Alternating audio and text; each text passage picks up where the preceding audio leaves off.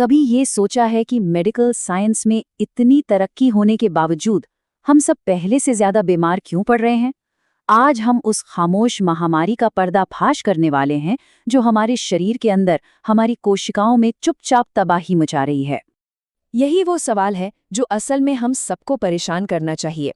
हम एक ऐसे ज़माने में जी रहे हैं जहां मेडिकल साइंस हर दिन नई ऊंचाइयों को छू रहा है। फिर भी ऐसा क्यों है कि हम सब मिल के बीमार होते जा रहे हैं? अगर हम अपने चारों ओर देखें तो पुरानी बीमारियां तेज़ी से बढ़ रही हैं। Heart disease, diabetes, cancer, auto immune बीमारियां। सच तो ये है कि हर बड़ी बीमारी का ग्राफ हर साल और ख़राब होता जा रहा है। ये एक बहुत ही परेशान करने वाला ट्रेंड है। और जरा इस आंकड़े पर गौर कीजिए। दुनिया भर में होने वाली कुल मौतों में से 50% से ज्यादा इन बीमारियों से जुड़ी हैं। ये सिर्फ एक नंबर नहीं है, ये एक ग्लोबल हेल्थ इमरजेंसी है और इसका असली कारण अक्सर हमारी नज़रों से छिपा रहता है। तो चलिए इस समस्या की जड़ तक चलते हैं। इन सभी बीमारियों के पीछे का छिपा हुआ कारण आखिर है क्या? जवाब हमारे शरीर की सबसे छोटी इकाई यानी हमारी कोशिकाओं के अंदर है। इसे ऐसे समझ सकते हैं जैसे हमारी अपनी ही कोशिकाओं में आग लगी हुई हो। अब इस आग को समझने से पहले एक बहुत ही बेसिक बायोलॉजिकल सिद्धांत को समझना जरूरी है, होम्योस्टैसिस। आसान भाषा में ये संतुलन बनाए रखने की कला है। हमारे शरीर का हर सिस्टम लगातार काम करता है ताकि एक स्थिर और संतुलित स्थिति बनी रहे। जब भी ये संतुलन बिगड़ता है, वहीं से सारी परेशानियां शुरू हो जाती हैं। और हमारे सेल्यूलर स्वास्थ्य के केंद्र में दो बहुत जरूरी खिलाड़ी हैं, ओमेगा 6 और ओमेगा 3 फैटी एसिड्स। ये दोनों ही एसेंशियल हैं, मतलब हमारा शरीर इन्हें खुद नहीं बना सकता, इन्हें हमें अपने भोजन से ही लेना होता है। इसे समझने का सबसे आसान तरीका है आग और पानी का। ओमेगा 6 आग की तरह है। ये सूजन यानी इन्फ्लेमेशन पैदा करता है, जो चोट लगने पर हीलिंग प्रोसेस शुरू करने के लिए जरूरी है। और ओमेगा 3 पानी की तरह है, जो अपना काम पूरा होने के बाद उस इन्फ्लेमेशन को बुझा देता है। यहीं से असली कहानी शुरू होती है। ये जो संतुलन था, ये पूरी तरह से बिगड़ चुका है। हमारे पूर्वजों के आहार में ओमेगा 6 और ओमेगा 3 का अनुपात लगभग 1:1 का था, एकदम परफेक्ट बैलेंस। साइंटिस्ट कहते हैं कि 3:1 का अनुपात भी ठीक है, सेफ है।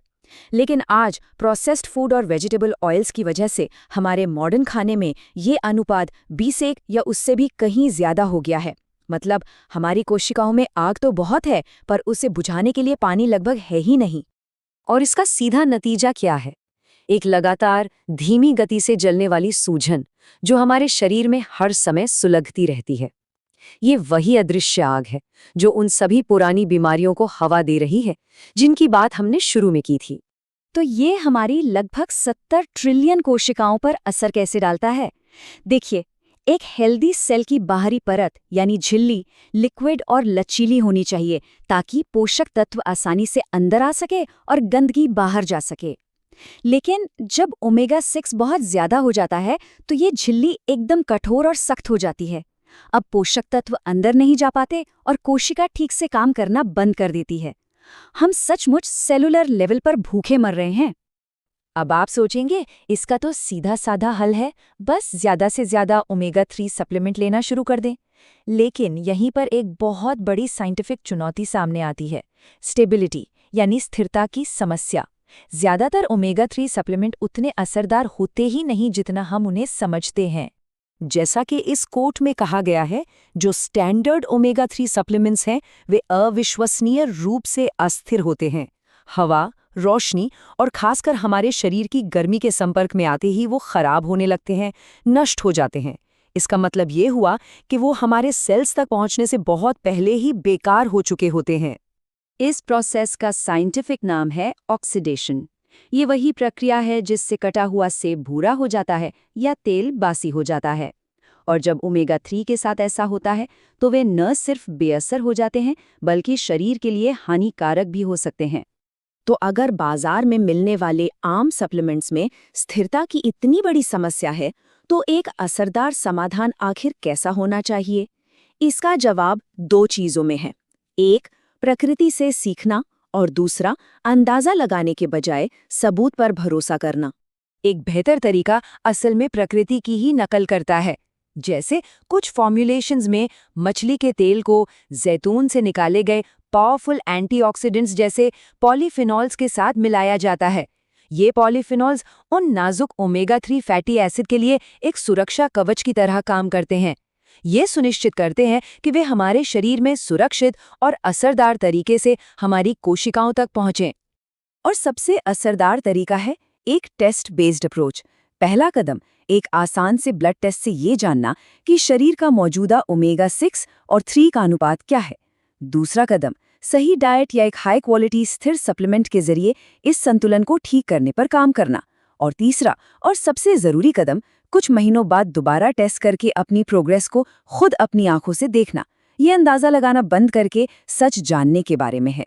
तो मूल सिद्धांत बिल्कुल सीधा है, पहले मापें फिर सुधारें। टेस्ट ये बताता है कि शुरुआत कहाँ से करनी है और सही समाधान उस संतुलन को वापस लाने में मदद करता है।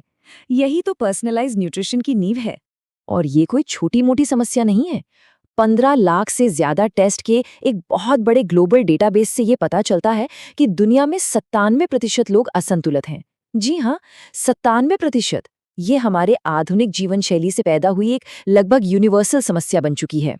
लेकिन अच्छी खबर यह है कि इस समस्या को ठीक किया जा सकता है। एक सही टेस्ट बेस्ड तरीके के साथ ज्यादातर लोग सिर्फ 120 दिनों के अंदर अपने अनुपात को एक हेल्दी लेवल पर वापस ला सकते हैं।